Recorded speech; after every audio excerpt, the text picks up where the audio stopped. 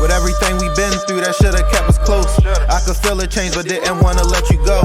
You plant a seeds of hate and use your tears to help them grow. But for your pain.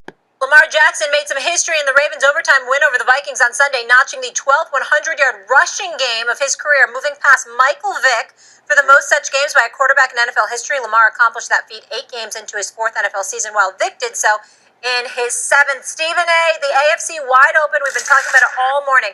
Is this Lamar's best opportunity to win a Super Bowl? I believe it is. I believe it is because think about this. Over the previous 2 years, we knew that Kansas City was a juggernaut.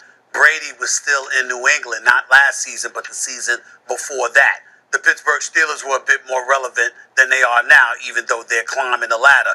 And Tennessee and Indy was still relevant as well. And so when we look at it from that perspective, there was a lot of roadblocks because you combine all of that with his youth.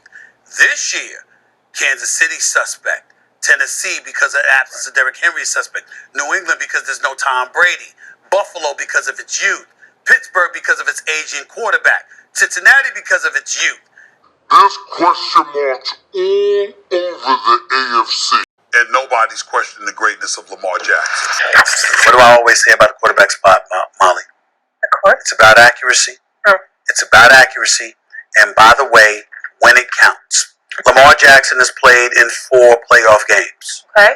3 of them, he's failed to reach 60% completion percentage with his passes. Lamar Jackson has been dominant in the regular season. When we start talking about you and we use words like greatness and what have you, what solidifies that?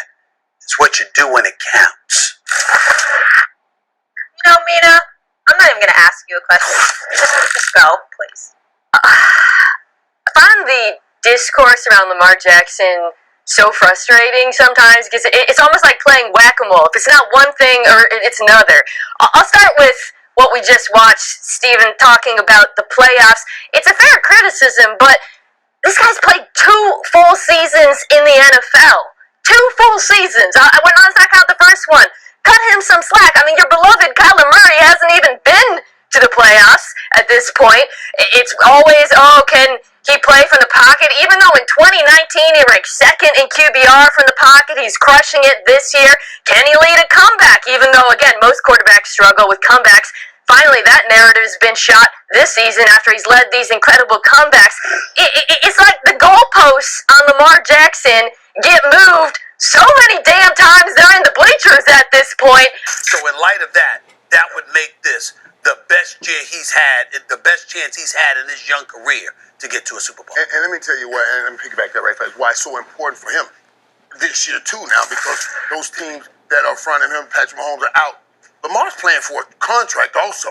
Yeah. You know, I see the best time for Josh Allen, right? But Josh Allen got his money. Yeah, Lamar wins the Super Bowl this year, then he can be the highest paid. Right now, without a Super Bowl, Lamar Jackson is worth every penny that Josh Allen is. If Josh Allen's getting $258, that's the least Lamar Jackson deserves. Right. If he wins the Super Bowl, he can say, bring down Patrick Mahomes' money. That's right. With everything we've been through, that should've kept us close. I could feel a change, but didn't wanna let you go. You plant a seeds of hate and use your tears to help them grow. But for your pain.